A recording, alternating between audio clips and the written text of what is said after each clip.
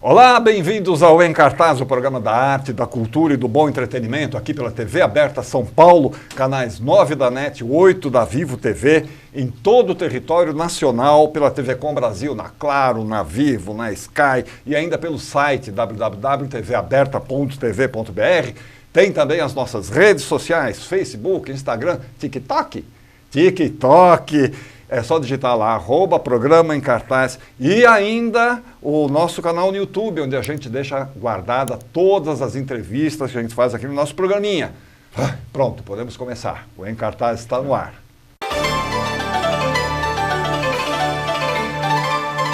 Olha só que evento bacana que vai acontecer numa parceria entre um tradicional colégio de São Paulo e uma das mais antigas ocupações de moradia da cidade. Nós vamos conversar aqui com Marcos Barreto. Puxa vida! Prazer estar aqui, viu? Tudo bom, Marcos? Tudo ótimo. Você trouxe a Ive ou a Ive que tu trouxe? Acho que nós viemos Nós juntos. viemos né? juntos. A Ive Santiago. Ive Santiago que é mãe de aluno? Sim, mãe de aluno e membro da Comissão Antirracista de Pais e Mães do Colégio Equipe. Ah, então ela já abriu o assunto. Isso. Uma comissão antirracista de pais e mães do Colégio Equipe. Primeiro, eu queria que você falasse um pouco do Equipe. A Equipe tem uma história já. Pois é, o Equipe tem uma história longa. Uma Longa? história de 54 anos. A Equipe 54. nasceu em 68, no auge da ditadura militar. Nasceu de um cursinho da USP, de uma dissidência, na verdade, de um grêmio estudantil, que deu origem ao Equipe e nasce primeiro como um cursinho vestibular. Né? Preparatório. E depois, preparatório. Depois, em 73, aí a gente está com 50 anos do colégio. Então, é um colégio que já passou por vários lugares, né? Que tem uma história... É curioso que, na medida que a cidade foi mudando, o colégio foi mudando de lugar. Junto. Né? Hoje ele está aqui na Santa Cecília, já está aqui há alguns anos. É uma escola que sempre teve uma educação construtivista, uma educação questionadora. Né? Acho que uma marca muito forte da Equipe é olhar para o sistema e estimular os alunos para que eles questionem o sistema. Acho que isso é uma marca que segue permanente no colégio ao longo desses 50 e poucos anos. Por isso que aí colocou o filho ou filha? Sim, filho. Filho lá no Equipe. Sim. Foi uma das características do Equipe que me atraiu. Essa da visão progressista e sempre adiante do seu tempo. E aí agora pintou, quer dizer, os 50 anos do colégio, falou, vamos fazer um evento. Me fala um pouco dessa ideia. Na verdade, essa ideia ela vem de uma outra coisa que antecede a ela. Na verdade, a gente tem no colégio uma comissão de pais, mães responsáveis. Né, antirracista, que vem justamente questionando, acho que a Ive vai poder falar melhor o que é a comissão. Por favor, Ive. Então, a comissão surgiu a partir do momento que a gente entendeu que havia mais espaço para aprofundar a aplicação da Lei 10.639, que, de qualquer modo, obriga as escolas a aprofundarem o estudo da história afro-brasileira, indígena, e aí nessa até linha... pouco tempo atrás era completamente relegada.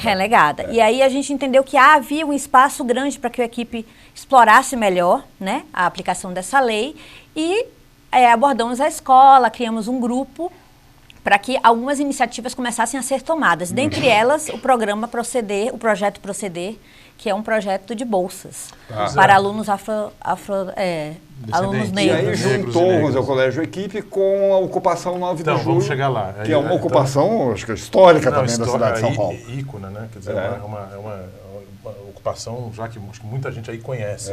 Mas, na verdade, a parceria veio com o movimento de moradia, porque, veja, o Equipe está na Santa Cecília, na região central da cidade.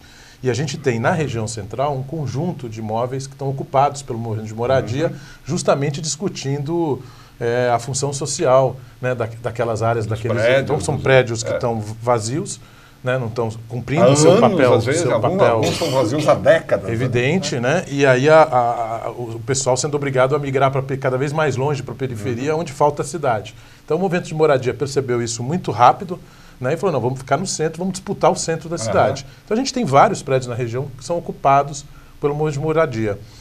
E aí nos pareceu natural, na hora que veio uma demanda correta, aliás, né, super correta, da Comissão Antirracista, de ampliar a participação de alunos e alunas negros e negras na escola, além de ampliar também o número de funcionários, de professores, enfim, de uma forma geral, a gente é uma escola, né, essas escolas de São Paulo são escolas da classe média, são escolas muito brancas, né?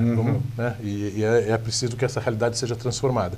Provocados pela comissão, a gente disse, bom, a gente poderia se associar a um conjunto de movimentos, não só uma ocupação em especial, para que a gente possa oferecer bolsas para filhos e filhas negras de famílias que ocupam imóveis na região central. Então nós procuramos um conjunto de movimentos, entre eles o MSTC, que tem a ocupação do 9 de julho, e aí a gente começou a construir uma relação com eles, que também não é uma relação só de bolsa, né? A bolsa é fundamental, acho que é fundamental para a escola que eles venham, para trazê-los, né? Evidentemente, mas a gente também procura ter com o movimento outras parcerias que acabam de alguma forma entrando no currículo da escola. Então, por exemplo, a gente faz um programa sobre o centro da cidade, a gente faz caminhada e um trabalho de campo no centro da cidade. E a gente sugeriu a um dos movimentos que oferecesse para a gente um roteiro.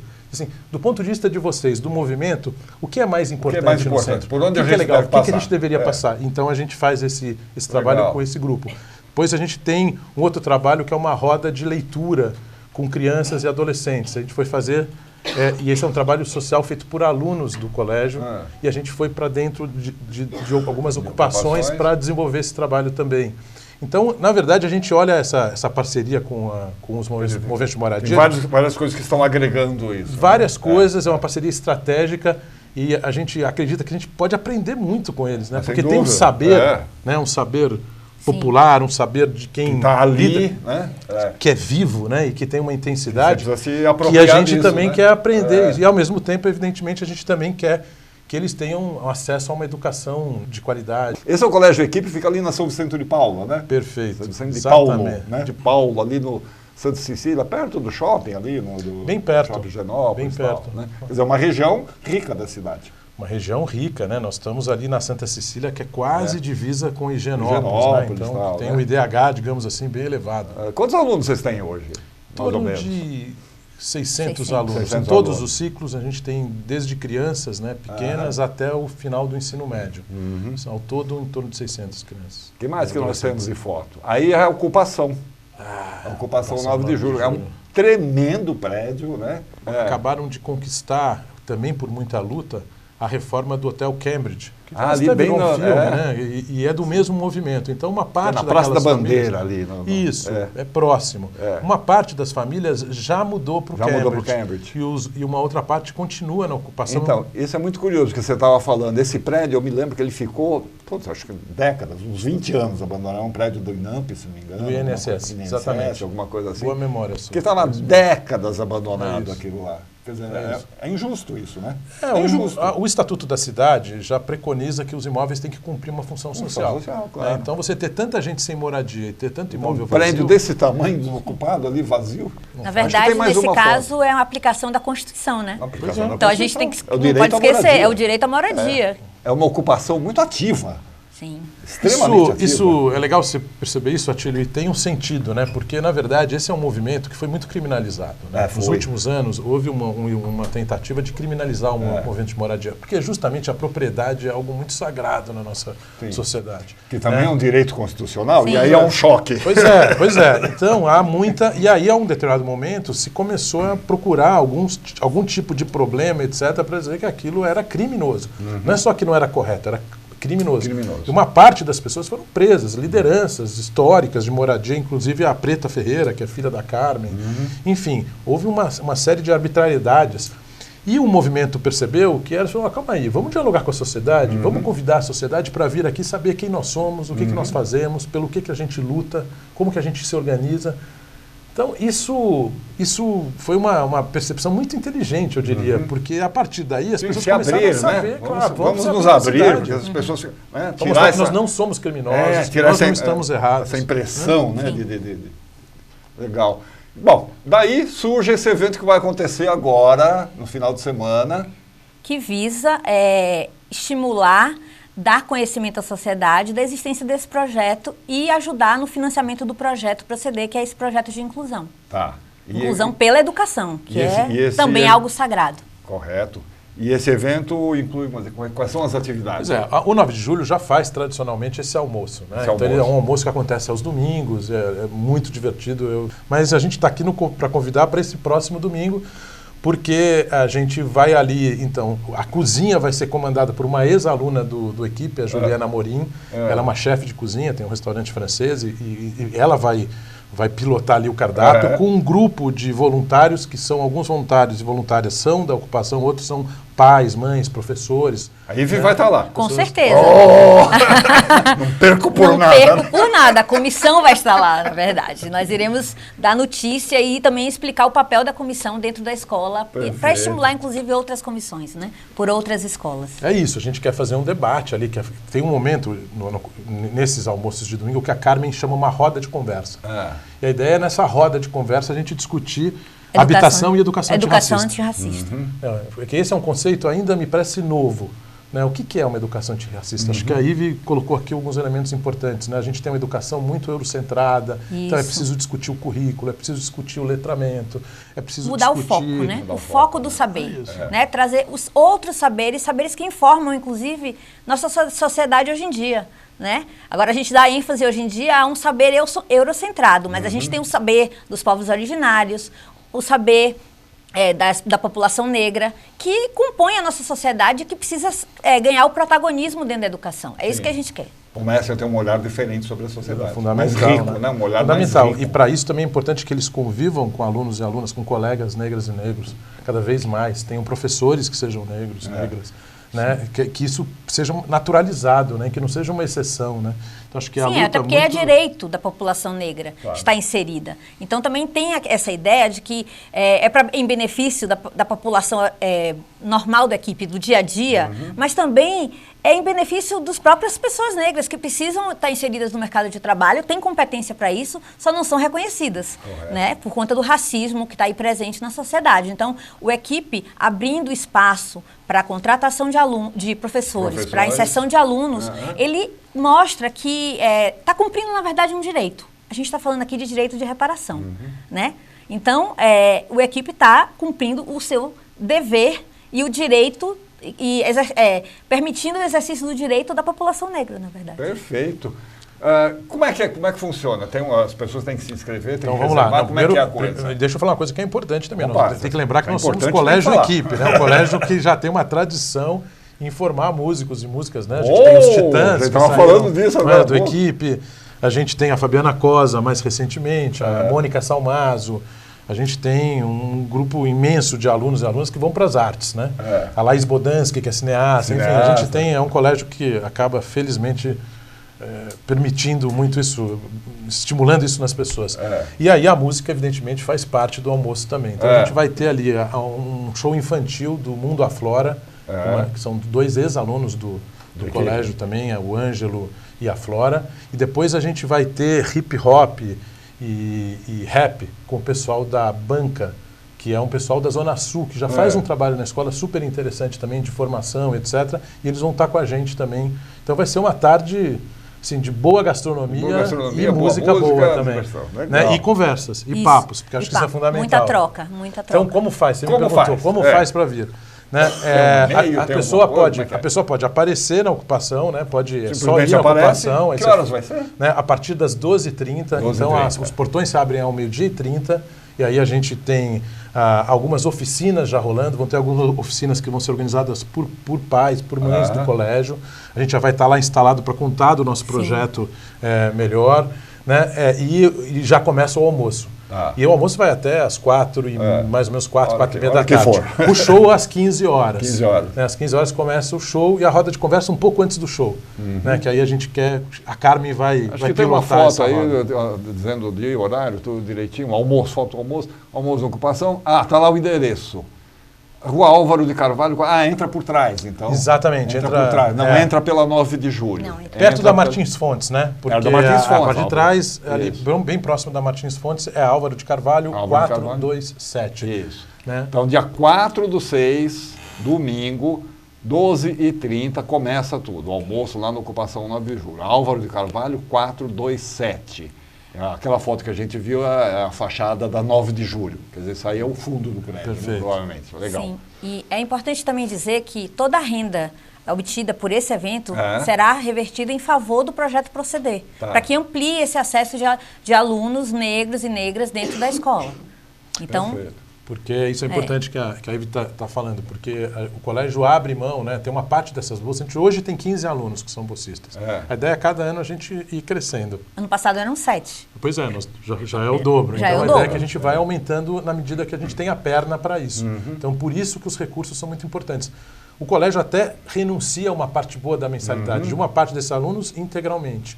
Né? E aí eu não estou dizendo, os alunos não pagam nada, evidentemente, mas eu estou dizendo que o programa precisa gerar um caixa para que o colégio possa ser reembolsado de uma parte, né, desses gastos, e também outros gastos que fazem parte inerentes à educação, como transporte, material escolar, estudo de campo. Tem uma série de gastos que não estão na mensalidade, mas que precisam ser custeados para pelo os programa. Né?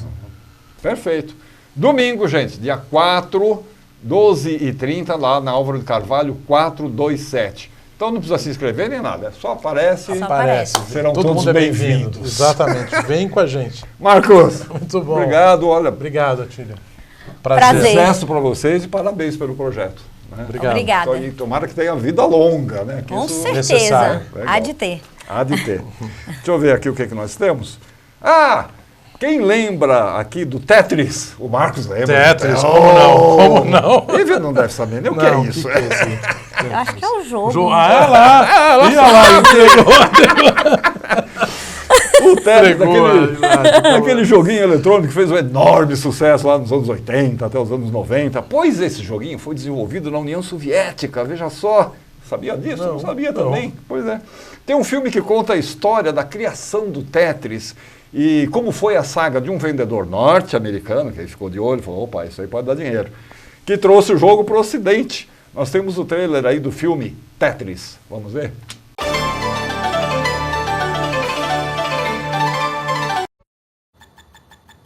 It was the most beautiful thing I'd ever seen. I played for 5 minutes. I still see falling blocks in my dreams. It's poetry, art and math all working in magical synchronicity. It's the perfect game. Tetris? Tetris. Tetris. Tetris. Tetris. I don't get it. It's a combination of tetra, Greek for 4, and tennis. Tennis. The Russian inventor, he likes tennis. Снизу вверх. This game isn't just addictive, it stays with you. This is a once-in-a-lifetime opportunity. Hank, only 10 other people in the world have seen what you're about to see. It's called the Game Boy. Package it with Tetris. Can you get us the rights? The Soviet Union had worldwide rights. Nothing gets out easily. I'm gonna go to Moscow. You're walking into a country that still considers America enemy numero uno. Okie dokie. You sure you don't have to talk to your wife about this first? Pioneers have to bet the house to win. But not literally. Listen.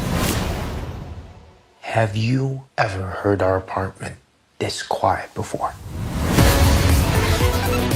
This is the inventor of Tetris. Your game is brilliant. I'm gonna make you a millionaire. Mr. Rogers, have you ever negotiated with the Soviets? We're here for Tetris. Вы все здесь только ради денег. What do you say? I don't speak Russian. The most powerful man in Communist Party is watching you and your family. Do you know where your husband is? What the hell is going on? The world is changing, and Soviet Union will not be left behind. You want to play with the big boys? This is how the world works. Where is my money? This is insane. We can't protect you. Sometimes you gotta forget the rules.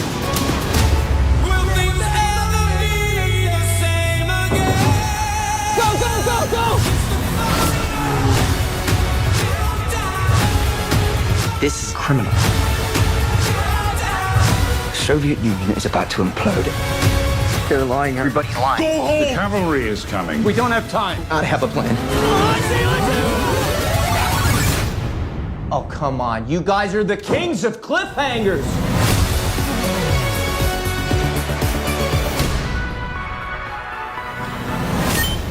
Not too bad.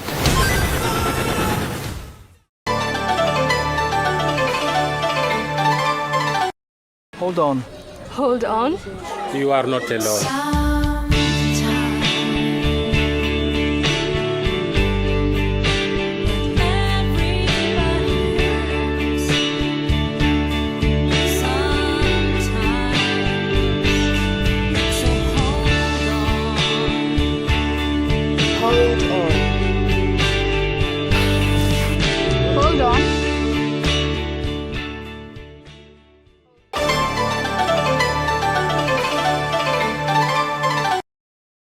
Milhares de pessoas, homens, mulheres de variadas idades, andam, pedalam, pilotam suas motos pelas ruas da cidade para fazer entregas.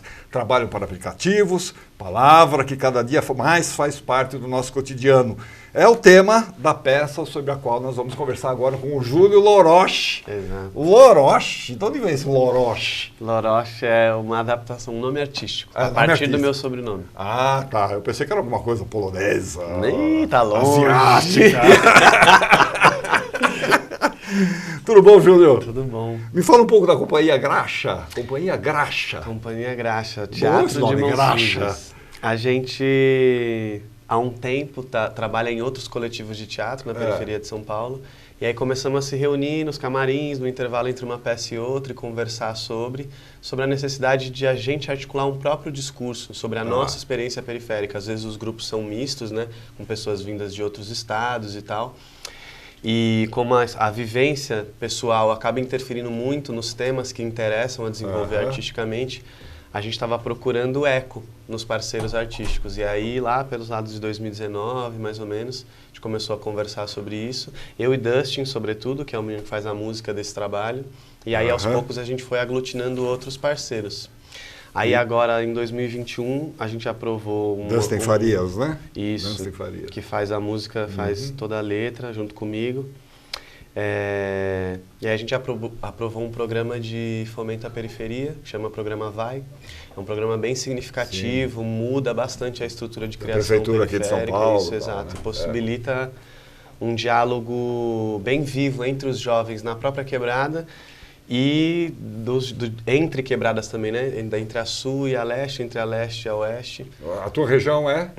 Esse projeto a gente está na Zona Leste. Zona Leste. Começamos ali por Itaquera, na Ocupação Coragem, que é uma ocupação cultural autônoma, ali na Praça Brasil, já de pessoas que trabalhavam com artes plásticas e estavam procurando um espaço artístico ali na Coab 2, e aí eles ocuparam esse espaço, estão lá há muitos anos. E aí eu estava morando lá perto, a gente começou a dialogar sobre, eu me aproximei do espaço e a gente começou a ensaiar lá.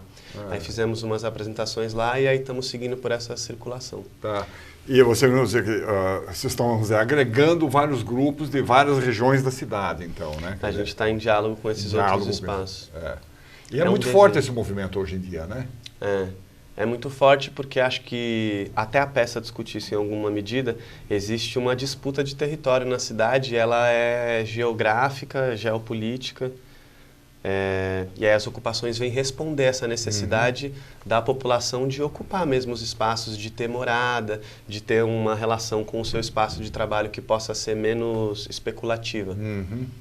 Isso está se espalhando. E esse programa Vai, por exemplo, garante, quer dizer, assegura a possibilidade de você continuar fazendo esse trabalho. Né? É um programa de estímulo, né? A gente pegou o Vai 1, que é uma espécie de preparação para que você possa disputar depois outros editais maiores, com mais estrutura.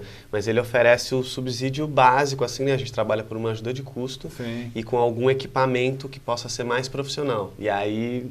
A Graxa em si malhou muito, trabalhou muito mais da conta para poder fazer valer com essa grana que veio e também acho que tem o desejo de dar um respaldo para o público também, de poder formar um público de teatro periférico dentro ali em torno da Praça Brasil e nos outros espaços. A gente ainda está galgando esse espaço. Galgando esse espaço, né?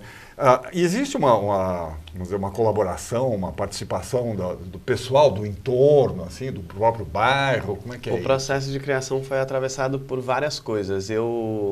Quem escreve a dramaturgia sou eu, e sou eu que estou em cena, com os músicos. Eu tenho uma experiência, meu irmão era motoboy, sofreu um acidente, foi baleado algumas vezes, isso me fez pensar esse espaço. Foi baleado algumas vezes? Foi, 2 vezes, 2 tentativas de assalto. E acho que isso é um pouco comum do histórico das pessoas que trabalham na rua, sobretudo os trabalhadores de entrega. E aí isso foi me despertando coisas lá em 2012, meu irmão ficou cadeirante, então vivi esse processo com ele. Cheguei a trabalhar nos aplicativos no final de 2018 como biker. E aí fui percebendo que existia uma outra tessitura de relações ali sendo traçada pelos motoboys. E aí, aos poucos, no caminho, fui aglutinando pessoas que também tinham essa experiência.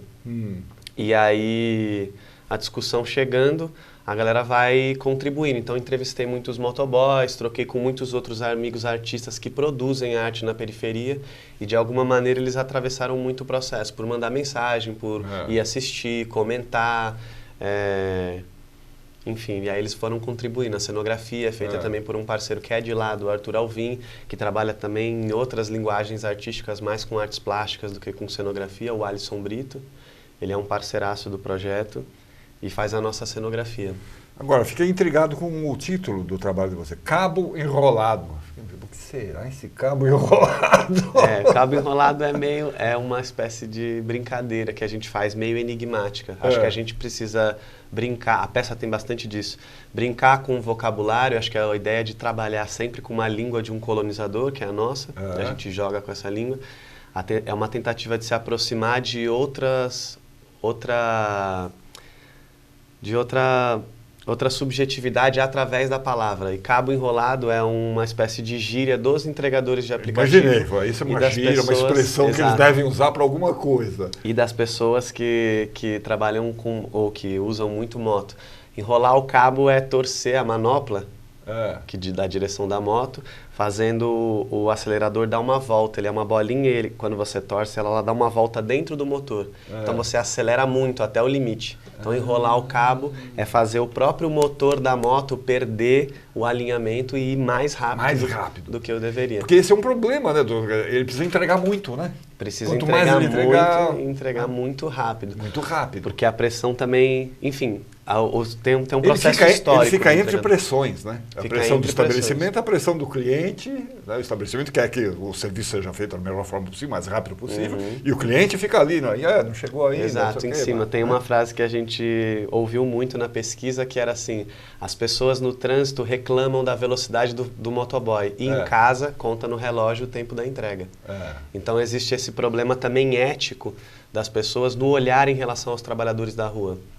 Um pouco de se perceber como que você está contribuindo para que aquela estrutura se sustente, né?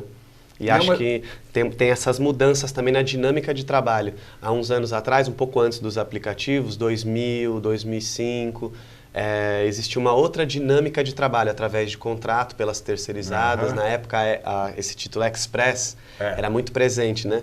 E isso era muito comum. Um cara que estava no escritório, ligava 4 horas para um motoboy e dizia assim, eu preciso que isso aqui esteja em Carapicuíba em 15 minutos. E aí você viu o cara atravessando a cidade como um foguete. Esses motoboys são os precursores, vamos dizer assim, Exato. desse mundo do aplicativo que entrou depois. E aí a entrada do aplicativo é justamente o tema da peça. É como a presença do aplicativo que de alguma maneira colonizou esse mercado que já existia, porque o mercado de entrega e de frete ele já existia e sustentava a cidade de alguma maneira. Né? Essa é uma cidade movida a decisões, a contratos, a rapidez, a velocidade. O congestionamento da cidade ele é uma deseconomia para a presença desse fluxo de pessoas, de mercadorias. E aí o motoboy vem solucionar isso. Então ele que consegue cortar essa dinâmica interruptiva da cidade e garantir essa aceleração do fluxo da metrópole mesmo. Da metrópole mesmo, funcionamento da metrópole. Exato. Quer dizer, eles constituem, vamos dizer, um mundo à parte, vamos dizer assim. Um mundo à parte. Né? Um universo todo à parte. Né? Exato. Se e a for tentativa... fatiar a cidade, isso aqui é um mundo que a gente pouco conhece. Pouco conhece. Conhece quando abre a porta e recebe a pizza. Só, Exato. Você não tem... E muito presente, para além dele ser um socorrista do seu cotidiano, porque às vezes você não consegue mandar um documento ou um material e você é intermediado pelo motoboy, ele constitui toda a presença urbana da cidade. Muito dita as leis, existem várias leis que são ditadas para o bom funcionamento da cidade via motoboy. Via motoboy. Era, acho que quando começou o boom dos motoboys, em 80, 90, o trânsito pelos corredores era proibido. Exato. Então, e essa lei foi revista exatamente para lidar com esse fator de agilidade e custo-benefício da moto. Então, ali é uma escolha que a gente fez coletivamente como sociedade de trocar o valor efetividade pelo risco de vida, né? É uma escolha que a gente fez junto. Tudo isso está um pouco na peça. Então, eu queria agora entrar nesse assunto. Como é que esse universo todo, vamos dizer, como é que você aborda isso? Porque é um mundo muito vasto, são relações muito complexas. Tal. São relações muito complexas. Você pega o quê? Você pega um motoboy? Como é que é a coisa? A gente trabalha, tem uma coisa que é um desejo da companhia e também pessoal meu, que sou dramaturgo da peça, de elaborar outras subjetividades periféricas. Às vezes, o olhar para a periferia, ele é muito externo, ou muito cômico, ou muito sobre a vivacidade cômica do indivíduo periférico, e muito pouco intelectual e subjetivo. E existe uma intelectualidade muito significativa e criativa dentro da periferia. Então, a dramaturgia tenta abordar, em alguma medida, tanger esse começo da vida de um jovem periférico, o imaginário ali presente, né, as brincadeiras, o diálogo com a rua, a percepção da própria existência social dele, e aí ele vai percebendo esse universo onde ele está inserido e também procurando as saídas que ele tem. A primeira saída que ele vai encontrar, para além do fascínio do desejo da juventude de brincar de moto, a moto é um fator muito significativo na periferia, para o jovem periférico, sobretudo os homens, e aí ele vai adentrar esse mercado de trabalho. Só que ele é um novo mercado de trabalho até para nós, né? Esse dos aplicativos. E como eu estava falando, existia esse mercado estabelecido das pizzarias, que faziam pequenos contratos, ou das terceirizadas, os malotes de motoboy, né? E aí os aplicativos chegaram e eles colonizaram esse mercado que já existia, eles dominaram. Não existe mais o mercado como se via antes. Eles começam a estabelecer um outro tipo de relação. E ele crescendo, o primeiro emprego dele já é se inserir neste mercado. Não precisa de uma entrevista, não precisa de uma formação. Andar de moto, aparentemente muito legal, muito bacana. E aí a gente tem esse trânsito dessa perspectiva de financiamento, como ele compra a primeira moto, essa relação com o consumo e com a identidade. Porque você pensa, um jovem de periferia que não é visto, ele é um número numa sala de 50, 60 alunos para um professor, ele está ali inserido num universo escasso mesmo, e aí ele começa a perceber que ele pode ser visto a partir do que ele pode ter. E aí é um pouco essa narrativa que estabelece a peça, quando ele... Agora você falou muito de uma coisa, é um universo predominantemente masculino, né? Existem mulheres, mas é predominantemente masculino, né? Exatamente pela dinâmica bélica que o trânsito impõe. A gente escuta muito um urbanista, o Paulo, e ele fala muito que existe uma guerra do trânsito mesmo, e essa guerra ela não tem inocentes. Né? Todo mundo está um pouco se atacando ali, é uma disputa de território. E acho que o que é interessante, que também é presente na peça, é que essa disputa de território é a disputa do território público. Em alguma medida, o motoboy está também reivindicando um espaço de quem é mais hábil e está em ofício na rua. Então é sempre esse conflito de território, que acho que é o maior conflito da cidade de São Paulo, né? Chão. E nesse ambiente, quer dizer, as mulheres acabam ficando... Nesse ambiente, as mulheres... E também pela nossa cultura um pouco também misógina, de a mulher não se ver tanto, não ser educada tanto para estar nesse lugar da rua e tal. É um conflito. Mas as minas que trampam de motoca, no geral, são atividade. São atividade. Também tem essa, né, até para se defender da misoginia que está impressa na rua, vinda dos carros, do comércio mesmo, elas... puxam, não levam desaforo para casa. Né? Não. Imagino, não pode mesmo. Outra coisa que eu percebo que aconteceu, por exemplo, antigamente quando você pedia uma pizza, muitas vezes eram senhores que vinham trazer, né, aposentados que usavam aquilo como, né, uma renda extra. Né, uma renda extra. Tal. Isso também desapareceu praticamente. Desapareceu. E na verdade, eles não desapareceram. O que se presentificou foi uma outra coisa. Agora, como o aplicativo fornece para você a possibilidade de você só responder um cadastro, tendo o veículo, né? Você precisa ter o seu material de trabalho.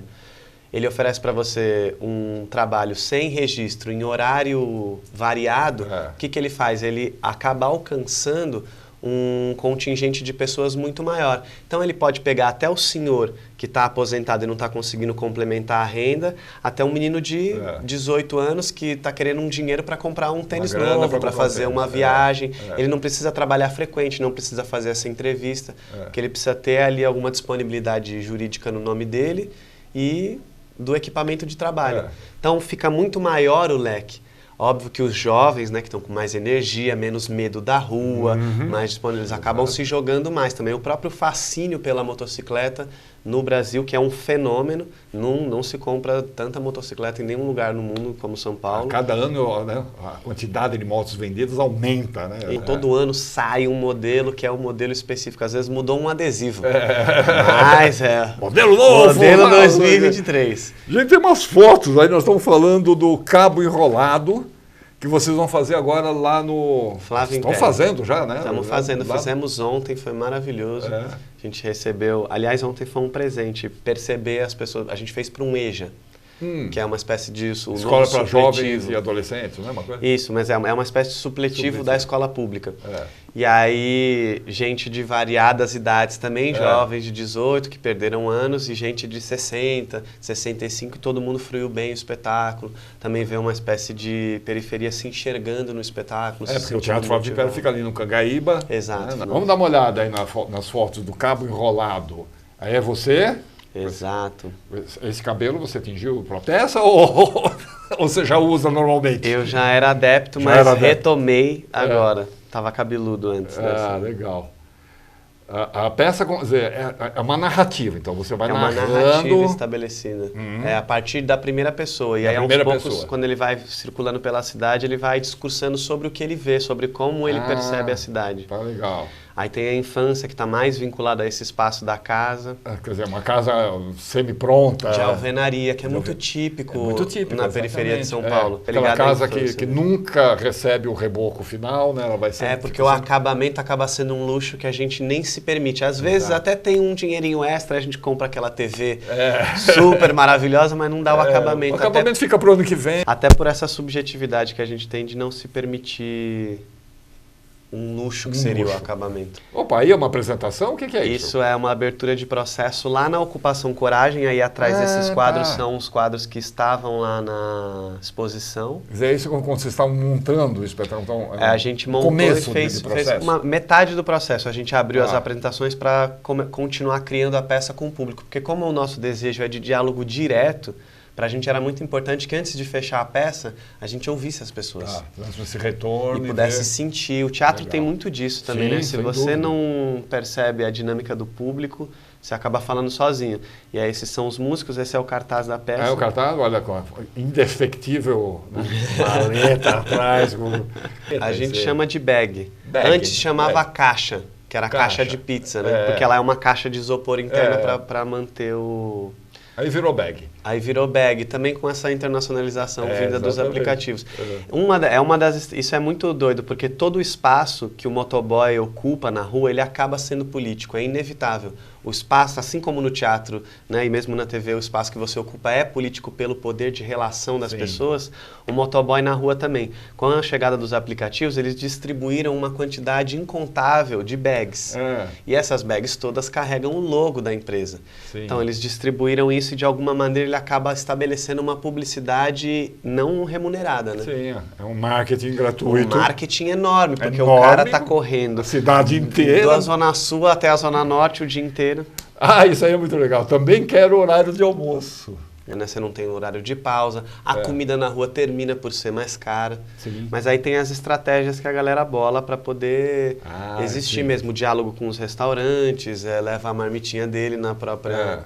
E aí vão construindo essa possibilidade de estar na rua há bastante tempo. Eu durante as entrevistas, encontrei motoboys que passam de 8 a 16 horas na rua trabalhando. As jornadas, às vezes, são como o Uber, né? Tem cara que começa às 6 da manhã e vai até às 10 da noite. Isso que é uma coisa importante, eu acho. A gente está tratando dos aplicativos de entrega pelos motoboys, mais especificamente, mas a discussão ela se estende por todo o âmbito do trabalho. Os motoristas são mais uma classe que está sendo abordada nesse sentido do trabalho pelo aplicativo, mas o que a gente entendeu durante a pesquisa é que essa proposta de trabalho por aplicativo, essa nova ideia de trabalho, ela vai se estender por todos os campos do trabalho. Cada vez mais, né? Cada vez mais, né? Eu estou nas artes da cena também, a gente está vendo como as animações estão tentando mimetizar o corpo dos atores, como de alguma maneira as plataformas online estão lidando com a voz e com a presença de reprodução de áudio de maneira diferente. Isso vai mudar a nossa relação de trabalho.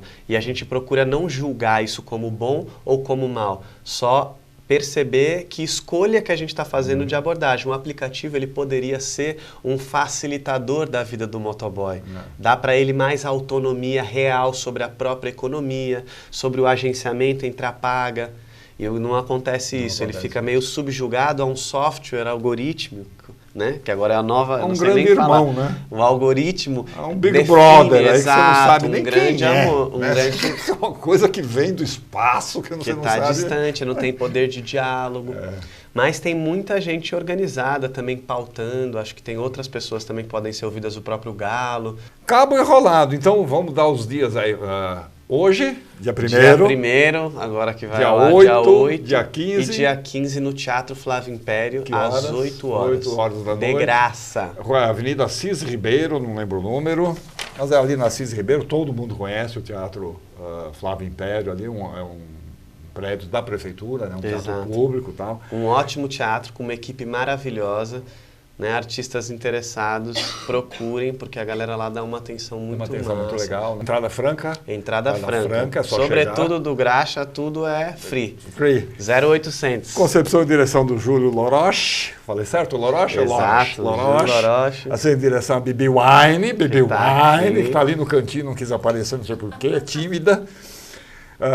Na equipe está o Guinho Souza, não sei se estou falando certo. Direção musical do César Aranguibel. Sim, César. Composição do Dunstin Farias e do Júlio. Aí está o César Aranguibel, Dunstin, Júlio Loroche, Matheus Vieira. Bom, tem uma equipe grande aqui, que não dá para a gente falar de todos eles. Então, dia 1º, hoje, 8h15, dia 8 e dia 15, às 8 da noite, Teatro Flávio Império, na Assis Ribeiro. Júlio, grande prazer, cara. Muito Parabéns obrigado, pelo trabalho. Obrigado. Muito obrigado por ter vindo aqui. Deixa eu ver o que nós temos. Vamos ver quais são as atrações culturais que vão acontecer nos próximos dias pelo nosso país afora. É a nossa Agenda Brasil, para você se programar.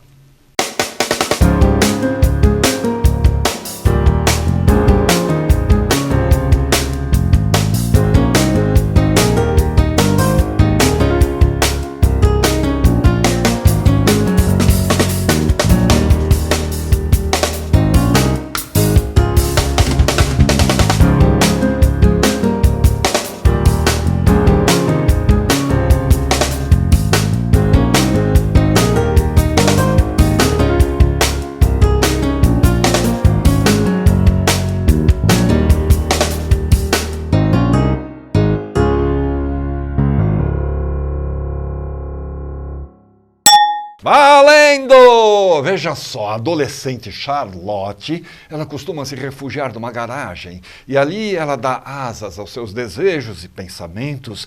Será que são coisas que ela pode dizer em voz alta? Hein, Mônica Augusto? E aí, Atílio? Delícia, aí, prazer estar aqui, viu? Prazer receber você aqui. Sim.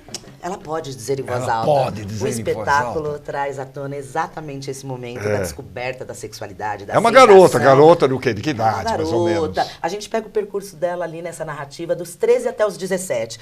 Bem adolescente. Bem adolescente. Até... Esse trânsito para a vida adulta, né? Trânsito complicado, período complicado da vida. Cheio de conflitos, né? Cheio de segredos. E Charlotte... De sonhos, né? E de sonhos, claro. Acima de tudo, de sonhos. É. E aí a Charlotte tá nesse momento, a gente compartilha, né? No espetáculo. Ela mora essas onde? várias Ela, crises. numa Numa cidade? garagem, numa cidade pequena. Uma cidade pequena. E a gente vai acompanhar todo o percurso dela dentro dessa garagem.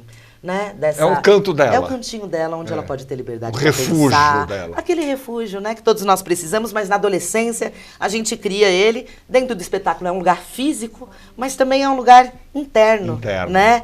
E o desejo da Charlotte é sair dessa cidade pequena para ir para a cidade grande e poder ser livre nos seus desejos. Né? É uma metáfora também desse desejo de poder ir para além de si para e ser para o mundo, né? Exato. E é uma época da vida onde você sonha muito. Você como que a gente deseja sonha, né? Coisa, tanta né? coisa você maravilhosa. planeja tantas coisas. Sim, né? e ela planeja tudo isso, né? Ela planeja ser uma cantora, ela se inspira muitíssimo na tia dela. Eu faço a personagem da tia. Ah, você é a tia da Charlotte. Eu sou a tia da Charlotte, que saiu dessa cidade pequena anos atrás, também foi morar em outros lugares e é uma tia que inspira. Que deu certo, uma tia que deu certo. Que deu certo porque se aceitou, se permitiu ser aquilo que ela é, né? No texto, né? Na narrativa não importa, mas importa que essa tia é aquela pessoa que apoia, né? Porque é muito importante para o adolescente dessa fase a gente ter pessoas que nos apoiem, que nos escutem, que nos fortaleçam a partir das suas experiências, né? Então é um espetáculo que eu falo, ele é jovem, mas ele é adulto. Não tem um adulto que não vai e não se reconhece, não se emociona, né? Agora, a partir de um texto... O Enterro das Minhas Ex. Da francesa Anne-Charlotte Gautier. Exatamente. Olha que chique, Anne-Charlotte Gautier. Exato. Foi uma inspiração, né? Uma inspiração, essa é a primeira inspiração, partiu daí. E aí depois o Ricardo Inhan construiu a nossa dramaturgia, né? Ricardo, que é roteirista, foi construindo essa dramaturgia junto com as atrizes ali também, né? Colaborando com a parte criativa. E o Ricardo Henrique, são dois Ricardos. O Ricardo Henrique fez a direção, né? E se inspirou bastante também nessa HQ, né? O Enterro das Minhas Ex é uma HQ. Então, essa linguagem de quadrinhos, né? Então, o espetáculo também tem esse lugar de uma fotografia, né? De coisas mais frontais, mais paradas. Esses desenhos de cena, né? O Ricardo se inspirou muito Só faltam nisso. Os balõezinhos. Só faltam os balõezinhos, mas, nossa, as personagens trazem muitos balõezinhos, porque elas compartilham esse universo de uma forma realista, mas lírica, poética. Então, essa personagem, o tempo todo, ela troca com a gente aquilo... a coisa mais secreta. Então, ao mesmo tempo que tem o concreto ali do que ela está vivendo naquela garagem, ali também é o espaço do imaginário, do sonho, como você falou, né? Então, a Thay Ohana, que está fazendo a protagonista maravilhosa, que faz a Charlotte. Thay Ohana. Canta pra Charlotte, Thay Ohana, olha os nomes. Você viu, né? Só na mão. E ela canta maravilhosamente bem. Então, é um espetáculo, é um musical também, né? Com a nossa... tem muita música, vai de David Bowie, Nina Simone, Aretha Franklin, com a direção musical da Minnie Lemers e a Didi Cunha também na bateria, então tem guitarra, bateria. Ao vivo ali? Ao vivo. Eu falo que é um espetáculo show. É um big show. É um big show. E é muito gostoso esse universo pop da musicalidade, porque a tia é aquela também que recheia o imaginário dela, mandando os discos. Então é uma adolescente. Bonito. Que legal. Eu falo que é sobre ancestralidade no sentido daquilo que os nossos vão passando. Então, tipo, é uma jovem que tá ligadona em David Bowie, as boas músicas ali daquele momento pop. Tem todo um contexto também, né? Isso, de uma certa forma, amplia o mundo, não? Amplia o universo dela. Amplia o universo, né? Dos jovens. E é muito gostoso porque os jovens também chegam. Eu falo que o espetáculo chega um momento, que eu não vou contar qual, vocês não têm que ir, mas todo mundo, seja jovem ou adulto, se manifesta e fala uau! Sabe? E canta junto e vibra junto. O pessoal mais velho vai, chora, se identifica, porque, né? É isso, são percursos que eu acho que qualquer humano, né, no lugar dos seus conflitos, a gente se identifica, né? E é bom pra gente refletir também, lembrar do adolescente que somos e como é importante esse momento de transição da nossa vida, aquilo que nós queremos ser, o que podemos ser e o que podemos dizer em voz alta. É muito bom. O que podemos dizer em voz alta. Esse título é intrigante. Intrigante, não é? Coisas que eu posso dizer em voz alta, porque há as coisas que eu não posso dizer em voz alta. Há coisas que não podemos dizer, mas eu acho que a gente está construindo uma sociedade mais interessante. Cada vez podemos dizer mais coisas. E devemos dizer e ocupar os nossos espaços, né? Aí é importante dizer, a primeira vez que nós... o elenco todo, ele é feminino, né? Então, são 4 garotas. São 4 garotas. Vamos dizer o nome delas aqui? Vamos. A Thay Ohana, que a gente já falou, a Carla Zanini, a Marosa Amaro e... Não sei mais quem aqui. E a Mônica Augusto! Até eu esqueci. Gente, ele me pegou. Olha, quem mais? Mônica Augusto. Com a produção do Ventania Cultural também, que é a Mari, né, que nos produz. E, enfim, uma equipe toda linda. E a gente fala que é muito louco, né? Porque o Ricardo nos dirige e o texto é do Ricardo Inhan. Dos Ricardos. E somos todas mulheres ali dentro, né? Numa menina que está se descobrindo também nesse universo, né? Gostando de meninas também. E a gente tem a sensibilidade, o olhar Então, também atento desses Essa coisa do rapazes. gostando de meninas, para ela é uma coisa que ela pode dizer em voz alta ou é uma coisa que ela não pode dizer em voz alta? É uma coisa que ela vai descobrir, Ela que vai ela descobrir. pode dizer em voz alta. E a partir do momento que a gente diz as coisas em voz alta, as coisas se materializam, a gente vai... né? Isso é um como se processo você- de vida. Na é como se adolescência é mais você- difícil. Você abrisse, né, uma fenda. Exato. Né? E depois vem outra, né, Atílio? É. Aí a gente também, até hoje, né? É. A gente às vezes precisa reverberar coisas para dizer em voz alta. Mas nesse momento da adolescência a gente sabe que é crucial, porque tem a ver com a gente entender aquilo que a gente pode ser, né? Então é um espetáculo E muito é um lindo. desabrochar da personalidade, Sim, né? Um da desabrochar personalidade. do teu olhar para a vida, né? Da tua Exato. aceitação de Sim. tudo isso, né? Exato. É. E aí pegamos um edital, né? O PROAC Ah, é? Multilinguagens, Opa, que que legal. permitiu a gente também fazer essa circulação. A primeira vez que nós fizemos foi antes da pandemia e a gente pegou o último PROAC que teve na época do LGBTQIA+. É. E isso também nos possibilitou. Na época foi o último, enfim, questões É. de governo aí e tal. E agora estamos de volta após a pandemia. Durante a pandemia nós fizemos um webfilme também É. em cima desse espetáculo, que ficou muito legal e daqui a pouco também começa a dar uma circulada por aí, né? A pandemia também deu essa oportunidade da gente repensar modos e tal. Experimentar outras Experimentar formas. outras formas.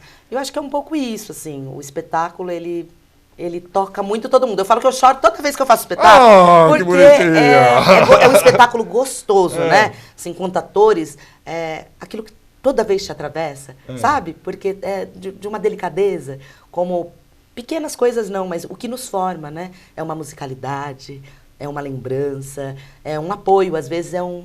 Tá tudo bem, é isso que você quer? Eu tô aqui, né? Então... Bacana, né? Vamos ver as fotos? Vamos! Nós estamos falando do coisas que você pode dizer em voz alta, que vocês vão fazer no Cacilda Becker, Cacilda dia Becker. 7 e 8 de junho, que é uma quarta. 2 horários. 2 horários? Sim. À Eu acho que tarde quarta e à à tarde e à noite. noite. Então é bacana Porque também. ele pega bem dois públicos, vamos Exato. dizer, né? E porque a gente está querendo também muito abrir para as escolas, então já fica Exatamente. aí. As escolas entrem Importante. em contato, entrem no nosso @ conversem lá com a gente, porque às vezes tem vagas para, né? É gratuito. É gratuito. Então, quer agendar com a gente? Leva os alunos. Então, fazendo né? 7 e 8 de junho, na quarta às 16 e 21 horas. E quinta também tem uma sessão à tarde, às 15 e às 21 horas. Exato. Entre em contato, um arroba, já ela vai dizer qual é Sim. o arroba. Depois, dia 21 e 22 de junho, semana, 15 dias depois, a mesma coisa, quartas 21 e quintas 16 e 21, lá no Paulo Eiró, Teatro Paulo Eiró, que fica em Santo Amaro, Cacilda Becker na Lapa, e o Paulo Eiró lá em Santo Amaro. Exato. Cadê as fotos? Quero ver as fotos. isso. Olha, parece um show. É um show, essa garagem linda. A porta da garagem lá no A fundo. porta da né? garagem, astronauta. É. Tem que ver, gente. Tem Olha, muita que coisa. legal. A banda ali no lado, né? De lado Cunha direito, maravilhosa. ali. Olha só, menino, parece o ABBA. Aí. A gente vai pirando, Vai pirando. isso. Que mais? Que mais? Gostoso. Olha só. Thay Ohana, Que figurino lindo, maravilhosa. menina. Sim. Ela é a Thay. Ela é a Thay. Thay Ohana. Que figurino lindo, lindo, lindo. De quem é o figurino? Deixa eu ver aqui. Tá na aqui. ficha. Ai, esqueci Figurino, o nome. figurino. Muca! Muca, perdão. Rangel. Muca Rangel, querido. Iluminação da Marisa Bentiven. Assim, vocês não deixam por menos também, né? Capricha. Que mais? Você Olha ali. eu, a tia, nessa conversa franca aí, acolhendo, né? Essa jovem inspirando e sendo inspirada, né? Os jovens nos inspiram sempre. Sempre, né? É uma Sempre. troca, né, bicho? É uma troca que a gente tem que saber como conduzir, né? Sim. Como aceitar. Não é nem Exato. conduzir, é como aceitar, né? Exato. Ela na porta da garagem lá, no refúgio dela, No né? refúgio dela, onde ela recebe e recebe outras figuras, né? Que ela vai conhecendo, vai... Aqui, ó, a Marô. A Marô é uma dessas Marô meninas Zamaro. que ela, né, conhece e com quem compartilha um tempo ali da existência, das reflexões e vai seguindo o próprio caminho. Legal. Tem mais fotos? Vamos ver se tem Vamos mais. ver se tem mais fotos. Ali somos nós. Olha lá nós. E só corrigindo o Thay, tá? O Thay. O A Thay é Thay. não binário, enfim. Então é importante. Falei a o Thay, Thay ou o Hannah. Thay. Isso, perfeito. É isso, coisas que você pode dizer em voz alta. voz alta. A gente vai, né? Exatamente. Vai aprendendo, né? Vai aprendendo e vai aprendendo também a refazer o nosso modo de falar. Rever, a se rever, né? porque isso é muito importante, principalmente quando a gente está falando de espetáculo e, né, desse território LGBTQIA+, não é só sobre isso também, né? Eu acho que tem questões raciais, todas essas questões que cada dia mais podemos dizer em voz alta, entendermos e aprendermos juntos. Então é sempre momento disso também, né? É um mundo que sempre existiu, mas que a gente pouco abordava, né? Pouco discutia. Né? E fica parecendo às vezes tabu, porque fica não pode tabu, falar, aí tem gente que não quer rever porque não quer não errar. pode dizer em voz alta. Exato, e mesmo não pode dizer em voz você alta. vê, são coisas que estão tão presentes no nosso cotidiano, que às vezes um artigo que eu me equivoco aqui, e isso às vezes não ofende o outro. Então, por que não rever, voltar? Exatamente. Né? Então é aprendizado para todos nós. Então, esperamos vocês por Coisas que você pode dizer em voz alta, vamos repetir aqui, é dias 20 nada. É dia 7 e 8 de junho, no Cacilda Becker, ali na Lapa. Uma delícia de teatro, uma delícia de espaço, todinho reformado, tá uma gracinha aquele teatro. E dia 21 e 22 de junho, no Paulo Heiró, lá em Santo Amaro, Teatrão. Teatrão. E aí, deixa eu só falar o arroba de Súbita Companhia. E lá vocês podem acompanhar, porque ainda vai ter mais uma agendinha que a gente está fechando. Opa, legal. Gostosinho. Arroba de Súbito Companhia, tudo junto. Arroba de Súbito Companhia. Tudo junto, assim, numa sequência. Quer dizer, ali você pode ter acesso a conversar com a gente, outras apresentações, conhecer. Se quiser fazer reserva, quero levar minha turma de escola, não sei o quê. Turma sempre bem-vindas e a gente... É gratuito. É gratuito. Tem um apoio do... Sim, porque tem um apoio do governo, né? Exatamente. PROAC, multilinguagens. Então, é gratuito, é de direito de cada cidadão que paga os seus impostos. Já está pago, na verdade. Já está pago. Isso é muito importante. Já está pago. Por isso a importância, né, dos editais públicos, importância desses espaços que nos ajudam a divulgar a cultura, a arte na cidade de São Paulo. Então, muito obrigada, viu, Atílio, por esse espaço. Mônica, eu amei você. Eu também, já te amava antes, agora eu vim aqui. Eu amei te ver. Coisas que você diz em voz alta, querido. Tudo de bom para você. Um abraço para todo o pessoal da companhia. Um abraço, gente. Esperamos vocês. Deixa eu ver aqui o que temos. Que pena. A gente vai encerrando o programa de hoje. Vamos fazer um ó? Vamos. Para onde olha? Mas ainda dá tempo de avisar que tem show sábado e domingo da Ellen Oléria, uma brasiliense criada em Taguatinga, arredores do Distrito Federal, e que engatou uma bela carreira depois da sua participação no The Voice Brasil. Vai ser sábado e domingo no Sesc Bom Retiro. A gente vai ficando por aqui. Não se esqueçam das nossas redes sociais, do nosso canal do YouTube. Bom fim de semana para todos. Beijos e queijos.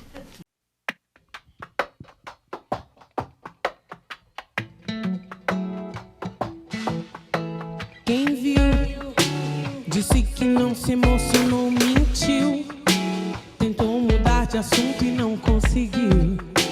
Entrou no quarto, lembrou, chorou e pediu pro céu pra não ver mais corpo civil. Quem viu, disse que não se emocionou, mentiu. Tentou mudar de assunto e não conseguiu. Entrou no quarto, lembrou, chorou e pediu pro céu pra não ver mais corpo civil. Pro povo que vive descalço, naquilo que um dia já foi um assalto. Pro povo que dorme apertado, mesmo sem ter nada, acorda com medo do assalto. De noite tem medo de estupro e assassinato. Tem caos que dura séculos na ilha do descaso. Além do efeito dos tremores da terra, o efeito de anos e anos de guerra. Desespero de quem nunca viu vida liberta. Será que esse o fim da sua nova era?